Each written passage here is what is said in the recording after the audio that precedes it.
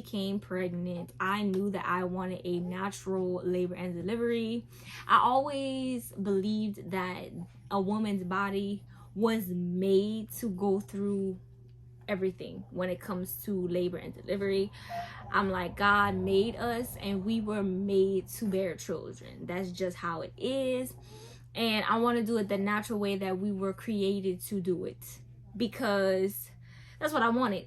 But if I felt that I needed to take an epidural, or if they told me that I needed to have a C-section, I was not gonna say, oh no, I do not want any of that. Like, I wouldn't have done that. That's just, to me, that's unwise, because you should do what's best for you and your baby. And so I really wanted to go without any medication. I wanted to, just do things the peaceful, natural way. Anyway, yeah, that's what I had in mind before I became pregnant. When I became pregnant, I still had the same mindset, but everyone was very discouraging. Really not too many people encouraged me. There was some random girl that encouraged me through a message on Facebook, and that was because I announced my pregnancy, and she was like, oh my God, how is it going? And I told her that I was mentally preparing to go natural, and that's how we got into that conversation, and she encouraged me, so shout out to her. My mom said, you could do it, just pray a lot and pray a lot. And I was like, okay. So that was my encouragement. My mom was encouraging. She was like, you could do it, I know you can do it. Everyone else though, especially women with children, they were the most discouraging. Were like, oh, you can't do that, like, you're nuts, you really don't make any sense right now, that's what you're saying. I know somebody who said the same thing, or they said the same thing, or blah, blah, blah, blah. Like, it was real aggravating, because I'm like, you are not lifting me up right now. We're supposed to build each other up. Well, if you don't help me and motivate me and stop being negative. Help me! Help me! Kids, and you did take the epidural, or you had a C-section and you want to try to do natural this time, it doesn't matter. It's not too late to try, if you can. So Cameron's dada, your dada, and I were in the living room, sitting down, talking, and in the middle of us having a conversation, I feel this trickle. And it's not a gush of water, so I definitely knew my water didn't break. I just thought that maybe I accidentally TT'd on myself and didn't notice. But normally when I would accidentally use the bathroom a little bit, I would be able to, it would feel like I'm pushing.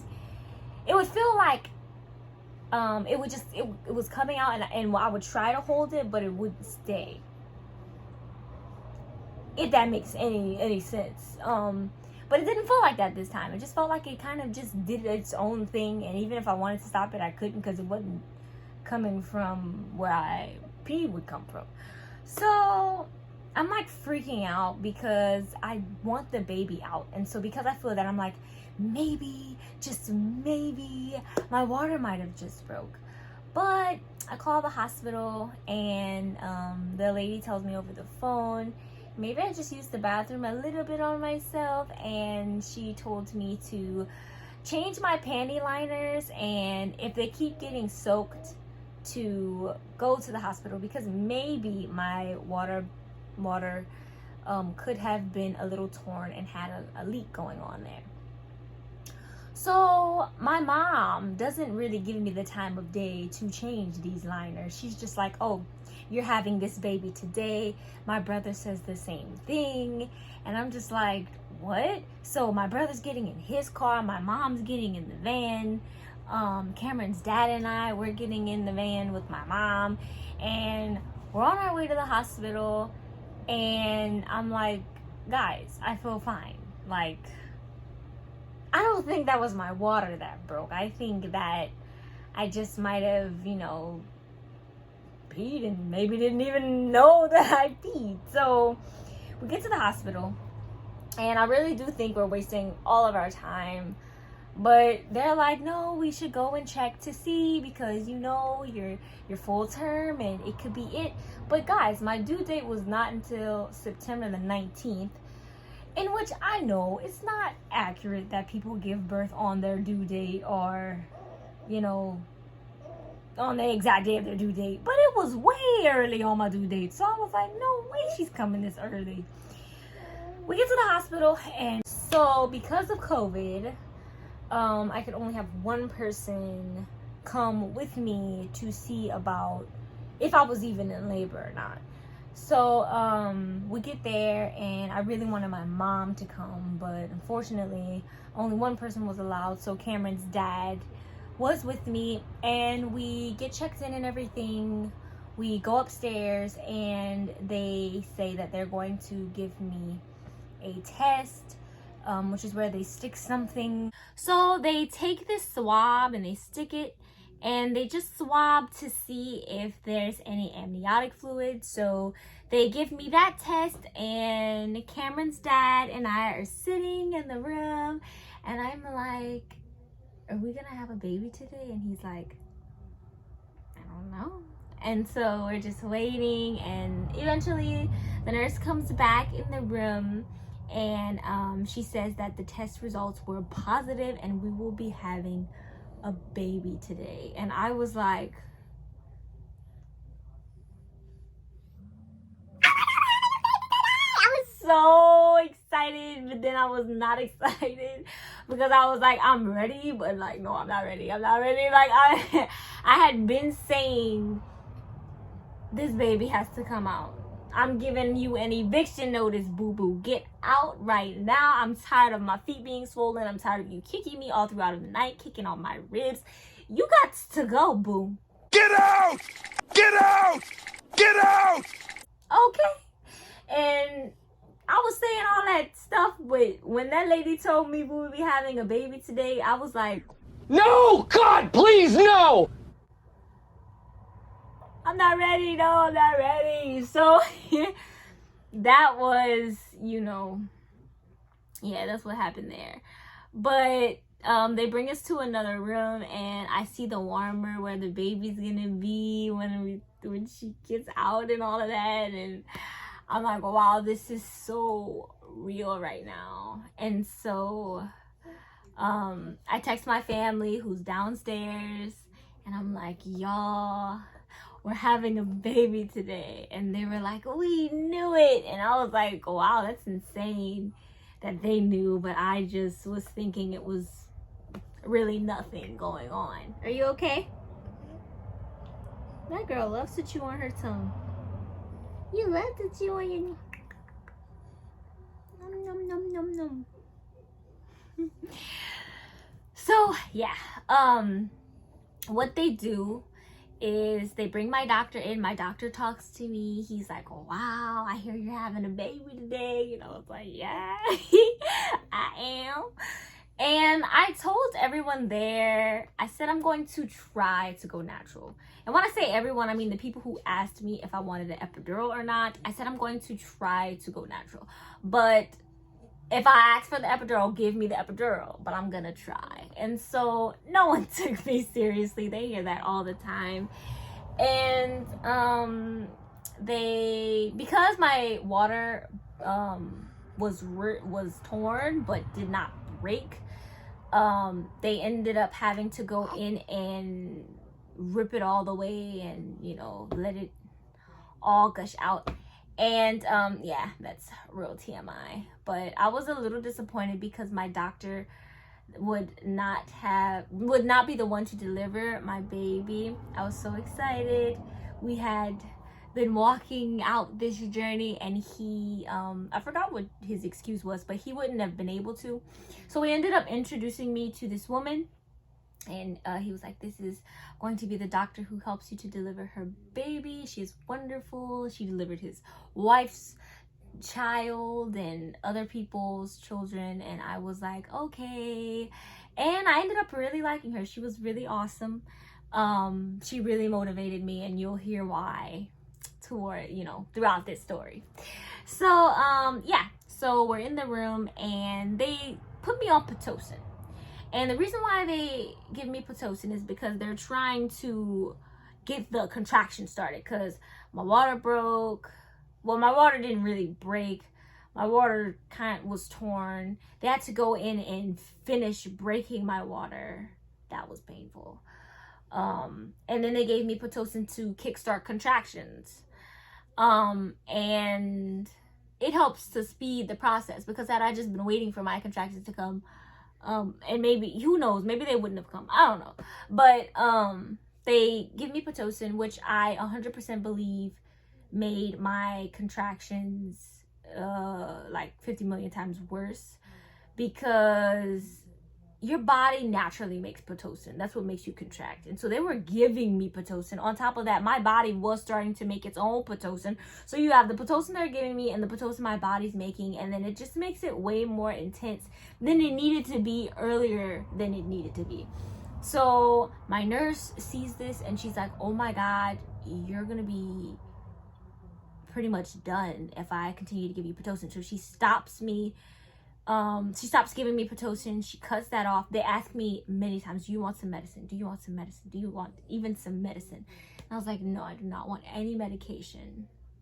I want to just try to do this on my own. And I start to feel the contractions coming, and they weren't unbearable, but they were getting stronger over time. And Cameron's dad did a great job comforting me for the most part. In the beginning, he's trying to talk to me, like, to have a regular conversation about some football game, and I did end up yelling at him, and I cursed, and I was just like, I don't know, I was angry, because I'm like, don't you know how much pain I'm in, and you're trying to have a casual conversation? Are you kidding? And I think I hurt his feelings, because after that he wasn't the same. But he still comforted me and dealt with me, and I'm grateful for that. He sang to me, and he was like, breathe in, breathe deep, good job, and he was very encouraging. So he also updated my family and told them what was going on the best he could, because he was trying to handle me and trying to communicate with my family at the same time. And so for my labor, I never had a real birth plan. Some people have a birth plan, and it's like, I want to deliver my child while, I don't know, I want to walk, or I want to do this, or I want to do that. I didn't really have a plan. I just knew I wanted to be moving around, because staying in one spot, I would be miserable, is what I heard. You know, when I wanted advice, I read this really awesome book by Ina May. She's a midwife and just an awesome woman. It's called Childbirth Without Fear. I'll put the book in the description, and I'll put a picture of it somewhere on the screen. I'll try to get it to pop up. And it was a really good book. It helped to pull me through during my pregnancy and encourage me that I could do this natural, and it's a beautiful thing, and I'm gonna do this. I remember thinking throughout the birthing process, trust your body. Your body was made to do this. We trust our bodies for all kinds of things. You know, we trust our bodies to, circulate our blood. We don't have to say, heart, can you please pump my blood and distribute it throughout the veins all over my body, right? We don't say that. We don't say, brain, don't forget to wake me up in the morning. We don't do any of that. We just trust that it happens. We don't even have to tell ourselves to breathe. We just automatically breathe. And so I think that it's wild how we can trust those things. But when it comes to a human being, we can trust, that the head is going to form, and the brain and the heart. I just think it's so beautiful. A whole human is forming inside of you, and we can trust that whole process. But when it comes to the birth process, we're like, oh no, no, I do not. But I could also understand how it could be something that you wouldn't trust, because unlike when our heart distributes blood to our body, unlike when our brain wakes us up in the morning, unlike when we breathe without having to tell ourselves to, it doesn't hurt. And this right here is something that is natural and painful, and we're supposed to accept that pain as normal, when we weren't raised that way. When something hurts, it's like you go into fight or flight response. Your body releases cortisol. You're stressed and you panic because that's what we're used to. But this is different because this is a type of pain that is beautiful. And it's something that we're supposed to be able to trust and endure. And it's just wild, because that was one of the hardest things that I had to cope with, is that this is completely normal. Even though this is the worst. I'm telling you, the worst pain I've ever felt in my entire life. Lord Jesus, the worst pain I've ever felt. And it's normal. And I have to trust my body. My body knows what it's doing. And I just have to sit back and trust this body. I have to breathe and work with this body. Don't tense up, loosen up. Don't work against the baby, work with the baby. Let's, squat. Let's push out the baby squatting so that gravity agrees with the baby. Because see, the baby's head down. And so when you're standing or squatting, and you deliver squatting, I delivered squatting, you are helping gravity to get that baby out. You're making it easier on your body. You're making it easier for the baby. You're making it easier for you. But when you lay down like this and your legs are up, it's not as easy. And so just those little things helped me. I tried to get down on all fours. That made my pain worse. I did like walking around through the contractions. They put a Bluetooth monitor on me. It monitored the baby's heart. It monitored my contractions. But something was going wrong with the Bluetooth, and it wasn't working, and we only could walk pretty much in a circle, a small circle. So that was just complicated. And I was like, okay, well, then we don't need to walk then. So I excuse me, I asked for an exercise ball. They gave me this big exercise ball, and I sat on it like this, and I just bounced up and down, and I rocked like this. And Cameron's dad was behind me, and he had his arms under my armpits, and he was holding me, because when the contraction came, I just melted because I couldn't. I would try to rock through the contractions, but sometimes it would be so intense that I just and I was breathing in and out, and he was very supportive. He was breathe. The nurse was amazing. I had a great nurse. She was very encouraging. I did mention the epidural probably when I was around 8 centimeters dilated, and she told me no, because she was like, you are so calm right now. You're not yelling. You're just making this look really good, and I know you want to do this. And she was encouraging, and sometimes you don't get that, you're not that fortunate. Sometimes you'll have a nurse that will, be like, okay, I'll go get the epidural for you. But she even explained to me, she was like, when there's people that are not yelling at you or disrespecting you, and you genuinely see them trying, you want to help them. But if they're having a bad attitude and you don't really want to. And so I honestly do thank God that I was able to keep my composure, because it was very painful. And what's crazy is that if you ask me now, I cannot tell you I wouldn't do it again. Which is wild, because whenever I gave birth, I said to myself that probably not again. I'll definitely be taking that medicine the next couple times for my next, God say the same, I get to have more kids, and now I'm just like, no, absolutely not, no. And so I ended up, just continue to dilate, and by the time I was around 9 centimeters, I really felt like pushing. I felt like I needed to poop. I don't know how to describe it, but it was just a very strong feeling, and I really wanted to push, and they were like, don't push yet, and it was, they were awesome, but they needed to go to get the doctor. And by the time I was 9 centimeters dilated, I wasn't yelling throughout all the other, all the rest of the process before that. But when I was 9 centimeters, I was screaming. I was I could not, because before I was breathing and it was hard to get the oxygen down. Make sure you're getting as much oxygen to baby. It was hard. But what was really difficult was trying to do that when the contraction was taking my breath away. I'm like, I don't know how to breathe, because I was like this, because I couldn't keep my breath down. It's like everything was just clenching up, and it was the last, we were almost there. And so I said I wanted to squat. The doctor was a-okay with that. And we wanted to have her dad be involved with the labor process. So he got behind me and I squatted, and I held him and I pushed, and I did not poop. Praise be. They say everybody poops. I didn't poop, but I did pee. Long story, I'm about to explain. So they get me in there and they're trying to drain me with a catheter.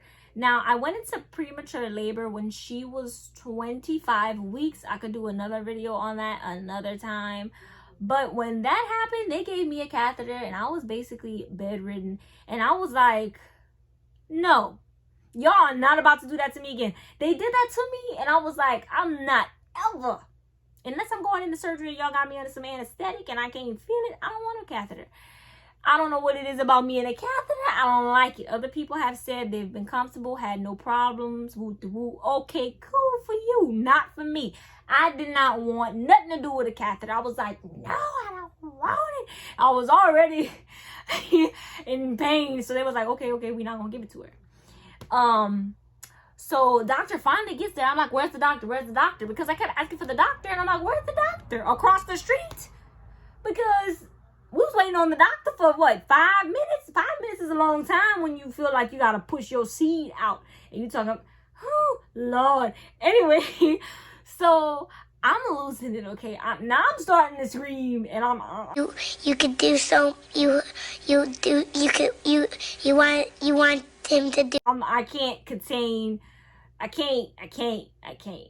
And so this lady walks in and she has the thing on her head, like she does surgery or something.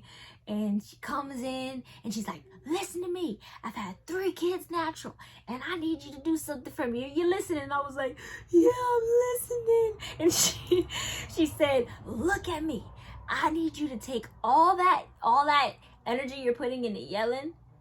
Because she was like, I don't want you to yell. You've been doing so great this whole time. I don't want you to start yelling now. She was like, that's not going to help. It's going to make things worse. You're going to tense up your body. I need you to take all that scream. I need you to put it all into your breath. Push it down to your stomach and push it to get that baby out. And I was like, I can't do it. I can't. Why not? Because... So the doctor comes in. And I'm just like losing hope. And they're like, girl, you've been doing so good. You have to do this. And I was like, I can't do it. And so the doctor says, God, your baby has a lot of hair. And I was like, that's what you're thinking about right now? The baby got a lot of hair? She said, listen. She said, bring out the mirror. I'm like, bring out the mirror? They come out with this huge mirror. Bigger than my head. Bigger than floor of my head. Huge, on wheels. And she rolls the mirror and she says, look, you see it, baby? And I saw I saw the crown of her head and I was like, and she was like, come on. Next contraction, you ready? And they all were just it was a bunch of people. It was that lady that looked like she was a surgeon, the doctor, the nurse, and some other woman. And they were just like, it was like, the support was amazing. Her dad was behind me. It was just awesome. And so I saw my baby's head and I was like, I'm getting her out. And the nurse told me, you know what? You're not going to be pushing for more than 30 minutes. And I was like, What? Bro, what are you talking about, man? 30 minutes? You acting like 30 minutes not a long time. Child, I pushed probably 4 times. That baby was out. It wasn't even 5 minutes. I took all that breath. I pushed. And I saw her head and... her dad watched her come out through that mirror. Now me, my eyes was closed. So I was like,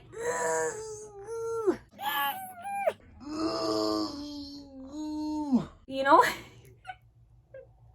So sorry, I know that's like TMI, but I was pushing. I was pushing so hard. I was trying to get her out. And when she came out, I was so out of breath. I was so shaken. Like, my legs were still shaking. My body was still shaking. And I was like, That's right. 20 to 25. girl, that was amazing. That was awesome. You did absolutely amazing. I just wasn't ready for her. Like, they took her out and they immediately put her on my chest, and I was just like, like I